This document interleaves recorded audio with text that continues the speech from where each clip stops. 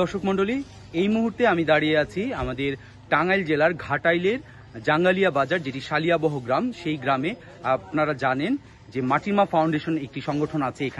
এখানে প্রতি বছর বিভিন্ন ধরনের কার্যক্রম করা হয়। আপনারা ইতিমধ্যেই দেখতে পাচ্ছেন আমাদের ভিডিওতে কার্যক্রম করা হয়। এই কার্যক্রমের ধারাবাহিকতায় এই মুহূর্তে আমরা এই বাজারটিতে এসেছি। বাজারটিতে এখানে পরিষ্কার পরিচ্ছন্নতা অভিযান চলছে।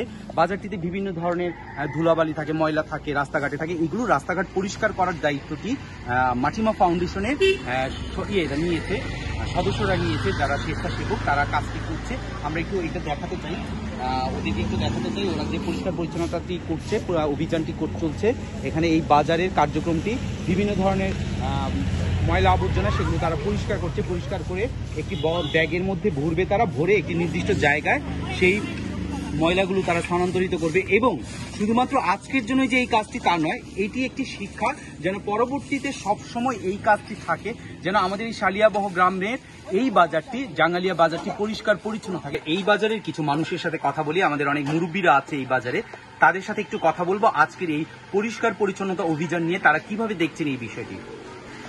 আমরা একটু যেতে চাই এখানে, আপনার কাছে একটু আসতে চাই। এই যে শালিয়াবহ গ্রামের এই যে বাজারটিতে যে পরিষ্কার পরিচ্ছন্নতা অভিযানটি চলছে, এই বিষয়টিকে আপনি কিভাবে দেখছেন? আচ্ছা, এই ক্ষেত্রে আপনার মন্তব্যটি কি, যে এটা কি আজকের জন্যই চলবে নাকি পরবর্তীতে অন্যরাও করবে, সকলে মিলেমিশে করবে? দিন এই কাজটি করেছে এই বাজারে কেউ আগে কখনো করেনি। এই যে প্রত্যেকটা বাজারে যে বিভিন্ন ধরনের ময়লা আবর্জনা জমা হয়, এখান থেকে কি গ্রাম প্রধান কিংবা শহরের কেউ কিংবা ঘাটাইলের কেউ এসে গাড়ি দিয়ে এসে ময়লা আবর্জনা নিয়ে যায় কি, এরকম কোনো কিছু আছে? না। আচ্ছা, এই ধরনের কোনো কার্যক্রম নেই।